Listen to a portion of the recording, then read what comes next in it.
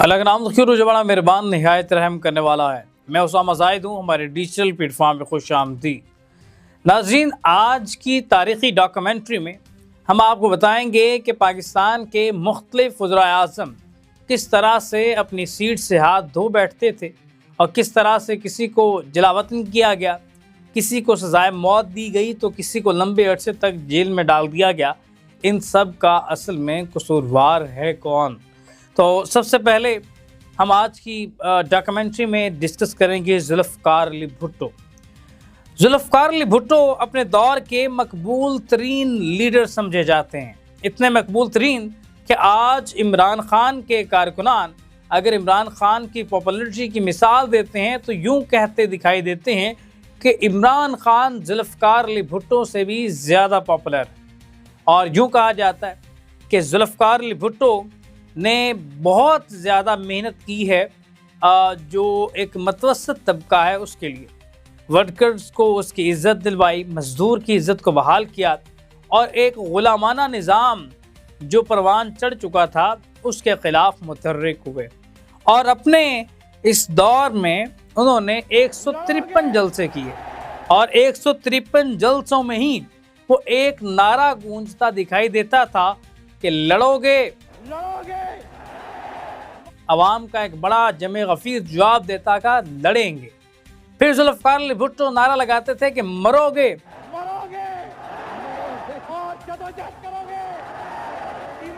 तो अवाम की बड़ी तादाद उनके एक नारे पर आवाज़ देती थी कि हाँ, जुल्फ़िकार अली भुट्टो के कहने पे मरेंगे।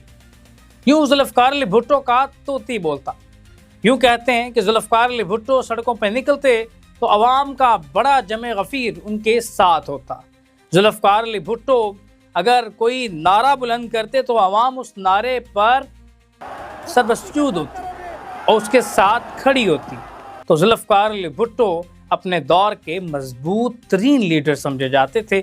शायद यही वजह है कि जुल्फ़िकार अली भुट्टो अपने आप को नाकाबिले शिकस्त समझ बैठे।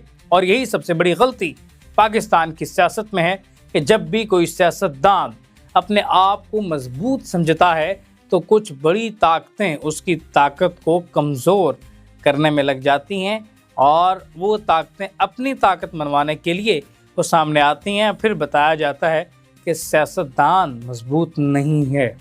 तो इसी तरह 1971 में मशरक़ी पाकिस्तान की अलहदगी के बाद भुट्टो ने मुल्क को एक नया आइन भी दिया था, 1973 का आइन जिसको कहा जाता है, और पार्लिमानी निज़ाम को बहाल कर दिया। लेकिन 1977 के इंतखाबात में अपोजिशन इत्तेहाद पाकिस्तान नेशनल अलायंस ने धांधली के इल्ज़ामात लगाए। मुल्क भर में एहतजाज शुरू हो गए। जगह जगह पर टायर जलाकर सड़कें ब्लॉक कर दी गई। जगह जगह पर लोगों ने दंगे फसाद शुरू कर दिए गए। और 5 जुलाई 1977 को आर्मी चीफ मोहम्मद ज़िया-उल हक ने मार्शल लॉ लगाकर हुकूमत का तख्ता उल्ट दिया। तो भुट्टो की हुकूमत ख़त्म हो चुकी है। सारे मुल्क में मार्शल लॉ नाफिज कर दिया गया है। और फिर जुल्फ़िकार अली भुट्टो के जो उनके करीबी साथी वो ये इल्ज़ामात भी लगाते दिखाई दिए कि जो मुल्क में दंगा फसाद शुरू किया गया है, जो अपोजिशन इत्तेहाद ने धांधली के इल्ज़ामात लगाए, जो मुल्क भर में एहतजाज शुरू हुआ, ये ज़िया-उल हक ने किया।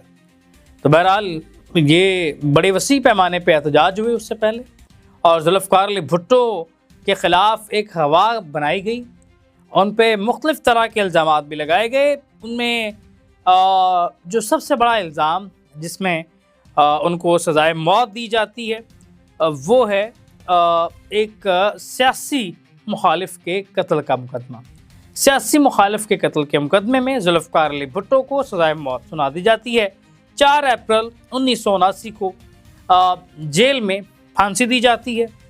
और उस हवाले से मुख्तलिफ़ तरह की एक रूमर्स हैं जो फैलाए गए कि जुल्फ़िकार अली भुट्टो पे गैर मुस्लिम का इल्ज़ाम भी लगाया गया। इस हवाले से उनकी बरना तस्वीरें भी कुछ ताकतवर शख्सियात को भेजी गई।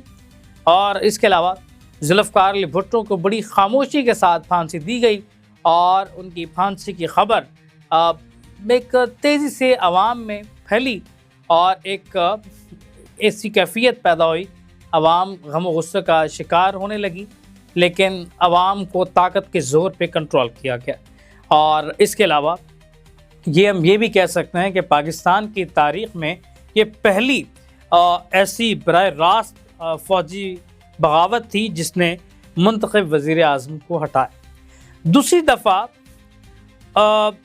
1985 में मोहम्मद ख़ान जुनेजो ज़िया-उल-हक़ के दौर में गैर जमाती इंतखाबात के बाद वो वज़ीर आज़म बने। जुनेजो ने ओजड़ी कैंप धमाके की तहकीकात शुरू की, इख्तियारात में खुद मुख्तारी दिखाई। वही गलती जो कि हम जुल्फ़िकार अली भुट्टो के दौर में डिस्कस कर चुके हैं कि जो वज़ीर आज़म ख़ुद को बहुत बड़ा अपने निज़ाम से समझने की कोशिश करता है, फिर उसकी जड़ें काट दी जाती हैं। यही गलती शायद मोहम्मद ख़ान जुनेजो ने की और उसने ओजड़ी कैंप धमाके की तहकीकात शुरू की और इख्तियारात में खुद मुख्तारी दिखाई। 29 मई 1988 को सदर ज़िया-उल-हक़ ने असम्बलियाँ तोड़ दी और मोहम्मद ख़ान जुनेजो पर वही रवायती तरीके से करप्शन नाअहली का इल्ज़ाम लगाया, मगर असल वजह जो आज तक समझी जाती है वो है ताकत का टकराव। ताकत के टकराव की वजह से जो मोहम्मद ख़ान जुनेजो को घर वापस भेज दिया गया। 1985 से लेकर 29 मई 1988 तक तकरीबन 3 साल वो अपनी सीट पर बैठे रहे। फिर शुरू होता है 1988 से बेनज़ीर भुट्टो का पहला दौर और सदर ग़ुलाम इसाक खान जो हैं उन्होंने आइन के आर्टिकल 58B2 के तहत असम्बली जो है वो तहलील कर दी और इन मोहतरमा बेनज़ीर भुट्टो पे भी करप्शन, अमन व अमान की खराबी का इल्ज़ाम लगाया गया और बेनज़ीर भुट्टो 1988 से लेकर 1920 तक अपनी सीट पर रहीं और उनकी मुद्दत तकरीबन महज 20 माह बनती है।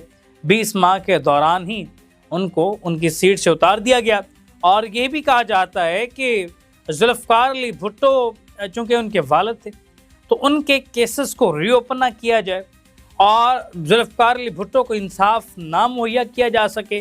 मुख्तलिफ तरह के इल्ज़ामात लगाए जाते हैं। कहा यह जाता है कि उस वक़्त की इस्टेब्लिशमेंट ने ये किया। ये सियासतदानों के इल्ज़ामात हैं।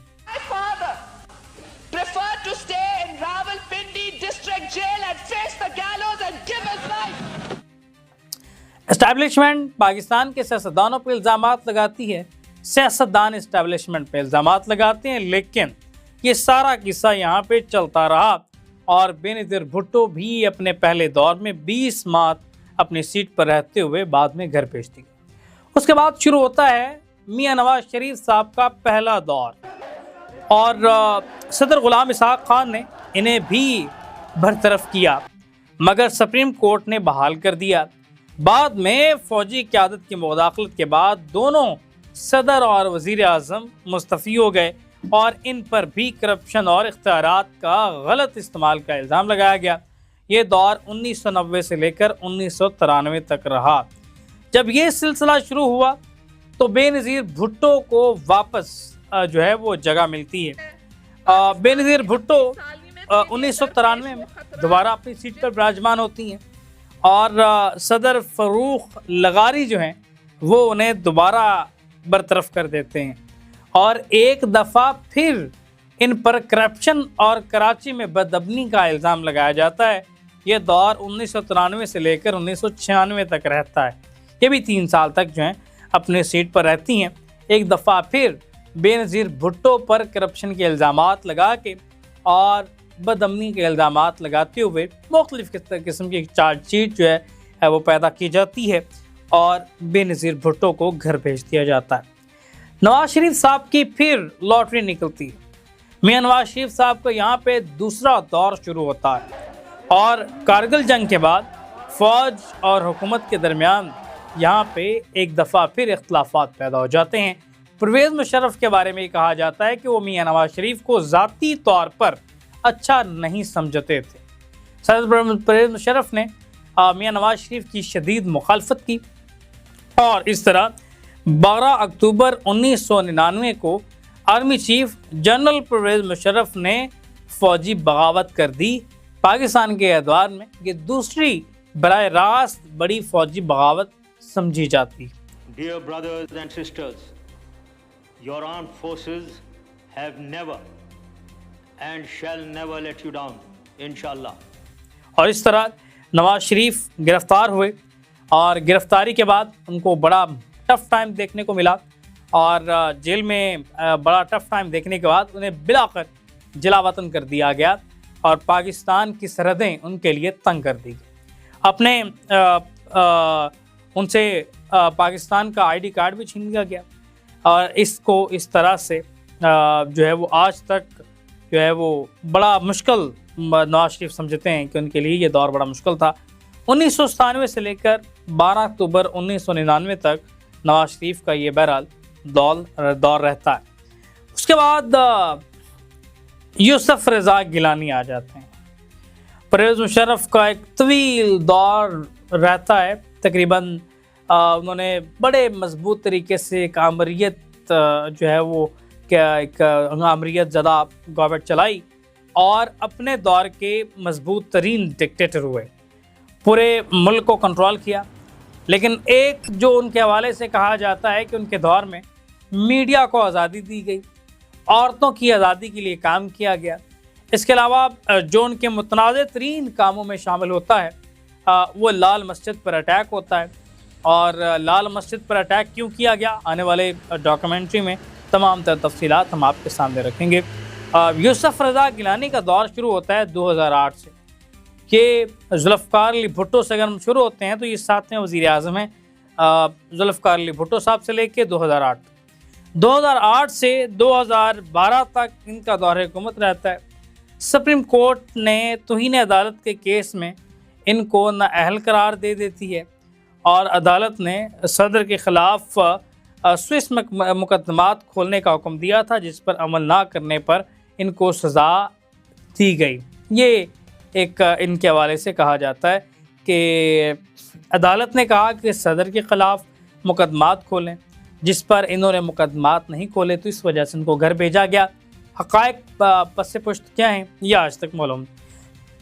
राजा परवेज़ अशरफ का जो दौर होता है, राजा परवेज़ अशरफ 2012 से लेकर 2013 तक अबूरी हुकूमत जो है मुद्दत मुकम्मल करते हैं और असम्बली ने अपनी यहाँ पे मुद्दत मुकम्मल की है। जो है बाद में नवाज शरीफ साहब आते हैं। नवाज शरीफ 2013 से 28 जुलाई 2017 तक जो है वो अपनी सीट पर रहते हैं।